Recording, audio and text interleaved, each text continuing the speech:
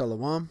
Before I start, I want to give all honors and glories and praises to Yahweh, Bahashem, Yahweh Shai, Bahashem, Waha, Wakachodash, Yahweh, which is the one and true name of the Heavenly Father, Yahweh Shai, who the world eagerly calls Jesus Christ, but his one and true name is Yahweh Shai.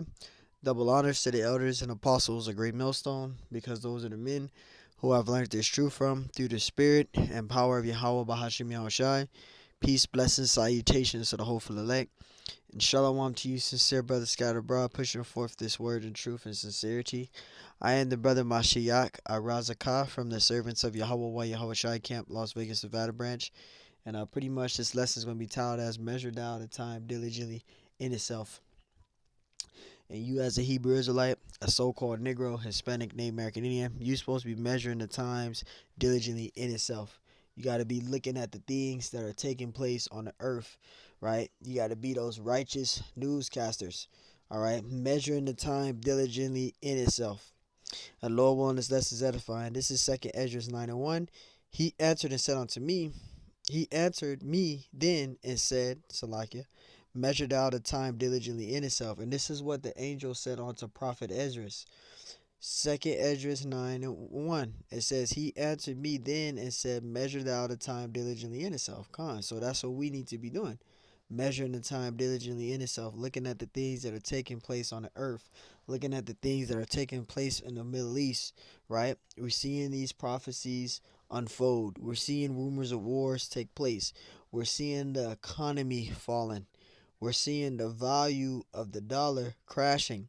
So you got to measure the time diligently in itself. We're seeing food prices, the inflation of food prices, the inflation of housing, right?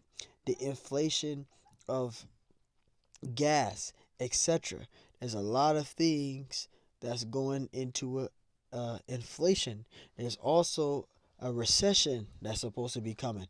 So we're measuring the time diligently in itself according to prophecy, and that's what you should be doing in the ministry. All right.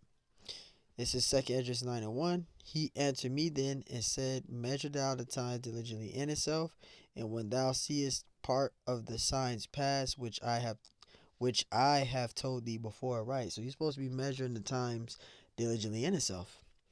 And that's what we're doing. We're measuring the time diligently in itself. We're looking at the things taking place on the earth. That's why the scriptures tells us in Micah 2:10, treat this place not as a rest. And let me get that out real quick too. This is Micah chapter 2:10. It says, arise ye and depart, for this is not your rest, right? So don't treat this place called America as your rest, because this place called America is going to fall. All right, this place is going into a global economic collapse. So you don't want to be trying to live lavish here and use this as your resting place. You got to be on your 2 feet, and you got to be prepared for when the devastation of the collapse take place. It says, because it is polluted. The things that are here is polluted. It is wicked. There's so many things that I can go into showing you that America is wicked. I don't want to get a strike on my channel. It says, it shall destroy you even with a sword of destruction, right? Because the philosophies here is wicked. The things that we've learned in this society is wicked. And if you take those things with you into your logic, you become wicked. So this is why we know when you come into this truth, you have to get rid of those old ways, and you got to walk in the spirit of Yahweh Bashim Yahshai. And the way to do that is through his men, who are the elders and apostles of Great Millstone. Romans 13:11, and that knowing the time, that now is a high time to wake up out of sleep. It is high time to wake up out of sleep. What is this talking about? Does it mean for me to get into my clothes, get into my shorts, put in a tank top, put some sleeping blindfolds on, and go to sleep and take a long sleep nap? Is that talking about that? No, that's not talking about that. This is talking about being spiritually asleep, because you have 2/3 of the mindset of our people. They have not woken up into the truth yet. You got some of them that already know about the truth, but they reject it. They don't want to come to the truth, right? They put off the truth. They put off the gospel. They don't want to do the will of the Heavenly Father. Read it again, Romans 13:11, and that knowing the time that now is a high time to wake up out of sleep, for now is our salvation nearer than when we believe. Right, our salvation is right around the corner. You don't want to put off the ministry. You don't want to make excuses why you can't do the works, right? The scriptures tells us about that. Sirach 5:7. It says, make no tarrying to turn to the Lord. So don't make excuses why you can't do the works, why you can't do the ministry. You can't do that. It says, and put not off from day to day. Well, I'll do it tomorrow. I'll do it next week. Oh, today I'm just not feeling it. I don't feel like going to camp. I don't feel like doing no lessons. I'll do it next week.